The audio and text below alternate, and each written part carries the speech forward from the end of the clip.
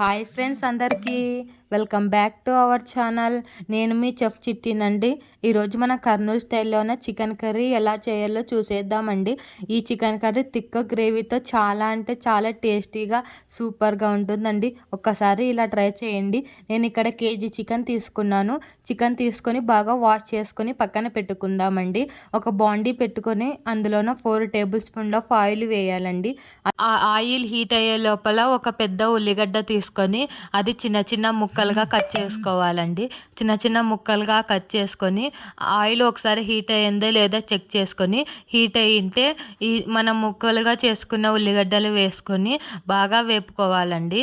అవి కొంచెం బాగా వేగినాక మనం ముందుగా కడిగి పెట్టుకున్న చికెన్ని అందులోకి వేసి ఒకసారి కలిపేసి ఒక 2 నిమిషాలు మగ్గనివ్వాలండి.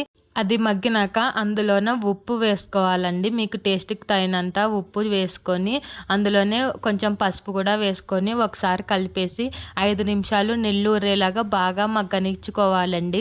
మనం ఉప్పు వేసినాం కాబట్టి నీళ్ళు ఊరుతాయండి. సో అలా వేసినాక బాగా నీళ్ళు ఊరేటప్పుడు అవి బాగా మగ్గింటాయండి ముక్కలు అనేటివి.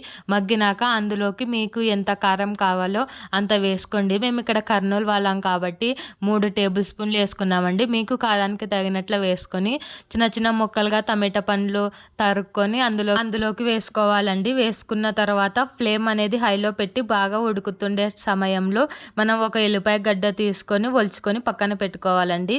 రోల్ తీసుకొని అందులోనే ఎల్లిపాయలు మెత్తగా దంచుకొని తర్వాత అందులోకి వట్టి కొబ్బరి పొడి వేసుకోవాలండి. అది దండిగా వేసుకుంది, ఎందుకంటే అలా వేసుకోవడం వలన చికెన్కి థిక్ గ్రేవీ వస్తుంది. సో అలా వేసుకొని అందులోకి ధనియాల పొడి కూడా వేసుకోండి. అవన్నీ వేసి బాగా దంచుకోవాలండి. బాగా మెత్తగా దంచుకున్న తర్వాత ఒక ప్లేట్లోకి తీసుకొని పక్కన పెట్టుకుందాం. మనం ముందుగా చికెన్ కర్రీ బాగా ఉడుకుతుందండి. ఉడుకుతుండే సమయంలోన మనము ముందుగా దంచి పెట్టుకున్న దాన్ని అందులోకి వేయాలి. దాంతోపాటు అల్లం వెల్లుల్లి పేస్ట్ కూడా వేయాలండి. వేసి ఒకసారి కలిపేసి బాగా ఉడకనివ్వాలండి. మధ్యలో చెక్ చేసుకుంటూ కలుపుకుంటూ కూరని బాగా ఉడకనిచ్చి బయటికి తేలుతాయండి ముక్కలు అనేటివి.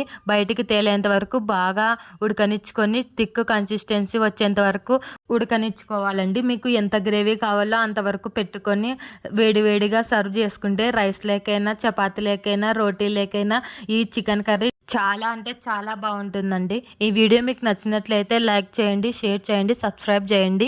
Thanks for